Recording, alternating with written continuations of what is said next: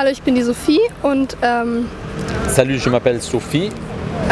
am Dienstag waren wir auf einem Einsatz in Martigues. Et mardi, on était à Martigues et on a fait une action d'évangélisation.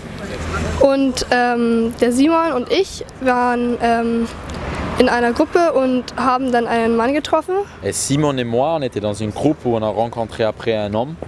Und wir haben diesen Mann gefragt, ob wir für ihn beten können. Et on a demandé ce homme si on peut prier pour lui. Dann hat er uns erzählt, dass er seelische Probleme hat, Et après, il nous a raconté qu'il avait des problèmes dans son âme.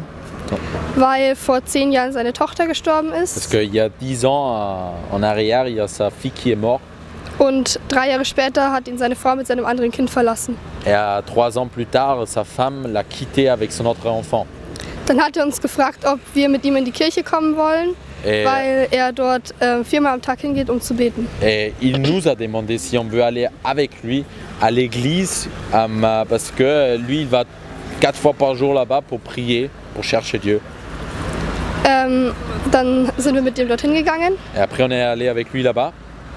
und ich hatte einen Eindruck für ihn, dass Gott sich an ihm freut und will, dass er zu ihm kommt und ihn liebt so und ihn sieht, wie er ist. Und Et moi, j'ai reçu de Dieu pour cette personne, que Dieu se réjouit envers lui, qu'il l'aime et qu'il veut vraiment vivre avec cet homme-là.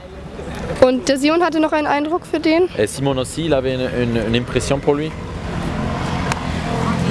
Ich hatte den Eindruck für den Mann, dass Gott sich über ihn freut Et la même chose, que Dieu se réjouit pour lui, pour cette personne. und dass er ihn all die Jahre gesehen hat, wie er hinten auf der Kirchenbank sitzt Et que toutes les années, Dieu l'a vu, comment il était assis derrière dans le banc à l'église. und dass er sich darüber auch freut, Et qu'il s'est réjoui qu'il le cherche. aber dass er ihn noch weiter als nur vor den Altar, sondern auch bis zu ihm hin bringen mag. Mais qu'il vit cette relation plus, pas juste devant un hôtel, dans un bâtiment, mais vraiment dans une relation envers lui. Weil er ihn liebt und weil er ihn bei sich haben mag. Parce qu'il l'aime et parce qu'il veut être avec lui.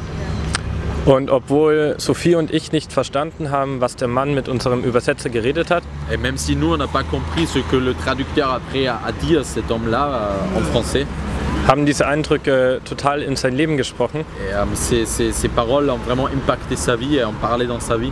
weil er dachte, dass Gott ihn verstoßen hat, Parce que lui, il avait pensé que Dieu l'a rejeté. dadurch, dass er ihn angeklagt hat, dass seine Frau und seine Tochter ihn Parce que verlassen lui, haben. il a accusé Dieu parce que sa femme l'a quitté, parce qu'avec son enfant et tout ça. Genau, und wir waren ermutigt und sind da fröhlich rausgegangen. Et nous, on était vraiment encouragés de voir ça et on est sortis avec la joie. Weil wir gesehen haben, wie Gott einfach zu dem Mann gesprochen hat und ihn ermutigt hat. Parce qu'on a vu comment Dieu a parlé à cet homme et comment il l'a encouragé